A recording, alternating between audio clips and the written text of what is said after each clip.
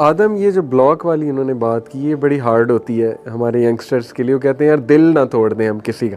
इस पे आप क्या कमेंट करना चाहेंगे? देखें, अगर तो पहली बात तो ये है कि अगर आप किसी से वाकई सच्चा प्यार करते हैं हाँ। तो आप भी गुनाह करें, वो भी गुनाह करें। आप ब्लॉक करें, ना उनका गुनाह होगा ना आपका गुनाह होगा। तो ये बात तो इधर ही ख़त्म हो जाएगी कि आप उनको भी गुनाह से रोक रहे हैं और आप ख़ुद भी गुनाह से रोक रहे हैं। और एक और इम्पॉर्टेंट चीज़ इसमें यह है कि जिस तरह आपने एग्जांपल दी, एक इम्पॉर्टेंट चीज़ होती है कि अपनी नज़रों की हिफाजत करना। आप जितनी अपनी नज़र की हिफाजत करेंगे उतना आप बच के रहेंगे। और अगर इस तरह से है कि अगर आप एक दो दफ़ा किसी को देख के प्यार आ जाता है आपको, तो आप इतने वीक होते हैं कि आप उसको एक रिलेशनशिप कैरी ऑन नहीं कर सकते। क्योंकि अगर आपका किसी को एक दो दफ़ा देखने पे दिल आ गया है तो आपकी लाइफ में आपके कितनी दफ़ा आप कितनी लड़कियों को देखेंगे, आप हज़ारों इंटरेक्शंस होंगे, तो आपका किसी पे भी दिल आ सकता है। एब्सोल्युटली, क्योंकि आपने अपनी वो नेचर ऐसी बना ली है देखने वाली, तो आप आगे भी जाके किसी भी लड़की पे दिल फेंक सकते हो। हम अक्सर जोक करते हैं स्टूडेंट्स के साथ कि सच्चा प्यार कितनी बार हुआ है? साल में 4-5 बार तो हो ही जाता है, और एवरी टाइम वी थिंक कि ये जो है वो सच्चा। अच्छा, ये ब्लॉक की बात करेंगे, ब्लॉक कर दें। अगर आपको वाकई सच्चा प्यार है तो इस्लाम इमोशंस को बिल्कुल आपकी शटर नहीं कर रहा है कि बिल्कुल खत्म कर दें, आपको होना नहीं चाहिए। उसको चैनलाइज करने की बात करता है कि आप तरीके से निकाह का पैगाम भिजवाएं और आगे पूरा प्रोसेस के जरिए आप उसको गुजार के चलें। Exactly. सर वो मतलब दूसरी बात ये भी है ना कि ब्लॉक करने का एक ये मतलब ये है कि आई हैव पर्सनल एक्सपीरियंस, जितने भी मेरे जेन्युइन दोस्त हैं उनसे तो मेरी वैसे ही रेगुलर बेसिस के ऊपर इंटरेक्शन होती है ना, और हमने कभी इस बात पे कंप्लेन नहीं की कि यार तूने मेरे साथ वो स्टोरी क्यों नहीं लगाई या तूने मेरे फलां मैसेज का रिप्लाई क्यों नहीं किया, क्योंकि हम लोगों का ताल्लुक कभी सोशल मीडिया के ऊपर बेस किया ही नहीं था। तो अगर आपको लग रहा है कि किसी के साथ आपकी सिर्फ सोशल मीडिया के ऊपर एक एक्सचेंज ऑफ मैसेजेस हो रहा है तो उसका कोई प्रैक्टिकल लाइफ में मतलब है, तो उसका प्रैक्टिकल लाइफ में कोई मतलब नहीं है। ये चीज़ भी रियलाइज़ करना ज़रूरी है। ये एक मज़े का वाक़या आपको सुनाता हूँ। मेरे पास एक यंगस्टर आए, उन्होंने पूछा कि मैं किसी को पसंद करता हूँ, उनसे मेरी चैटिंग होती है, बातचीत होती है, शादी करना चाहता हूँ, क्या करूँ? मैं इनका सब्र करूँ, जब तक जो है वो शादी नहीं होती तब तक जो है पीछे रहो, कट ऑफ कर दो, अल्लाह से दुआ करो, अल्लाह ने चाहा तो हो जाएगा। उसने एक बड़ी अजीब बात की, उसने कहा कि सर मुझे ये डर है कि अगर मैंने उससे रब्ता छोड़ दिया तो वो कहीं और ना चली जाए। मैंने कहा what kind of a love is that जिसमें ये फियर है कि अगर मैं राब्ता छोड़ दूंगा तो वो कहीं और ना चली जाए। इसका मतलब इन द फर्स्ट प्लेस वो सही चीज़ थी नहीं। जबकि लव जो है, द वे आई अंडरस्टैंड, उसमें तो वेट है, सब्र है, उसमें एक दूसरे को, जैसे आपने बार बार बात की कि नुकसान ना पहुंचाने की एक नीयत है।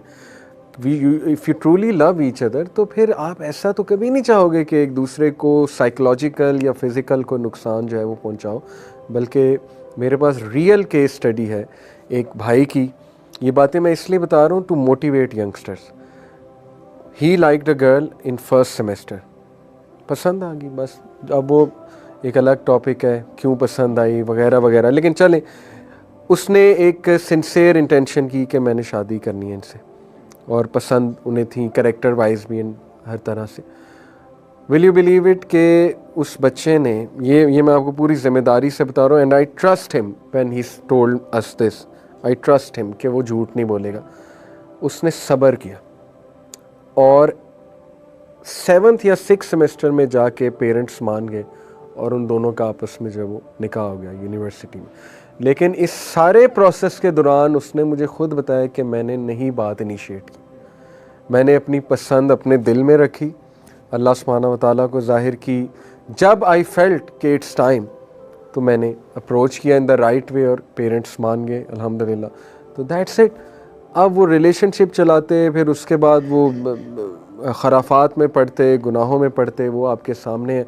At the end of the day parents ना माने, वो कहें कि नहीं हमें तुम्हारी खाला की बेटी पसंद है, फूफो की बेटी पसंद है, तो फिर वो आप कैसे अगले को कैसे आप नो करोगे, जबकि आप इतनी कमिटमेंट्स कर चुके हो, इतनी एग्जैजरेट करके अपनी प्यार मोहब्बत की दास्तान। फैमिली की इन्वॉल्वमेंट के बगैर तो ये स्टार्ट ही नहीं करना चाहिए आपको। पहली बात तो ये है, मतलब आप फैमिली को इन्वॉल्व करेंगे तभी जाकर फिर बाद में वो जिस तरह बात करते हैं कि हमारी रिजात नहीं मिल रही है, हमारे ये मसले हैं और हम वो मसले हम कर नहीं सकते, तो आपने दोनों की ज़िंदगी बर्बाद होती है उसमें बाद में।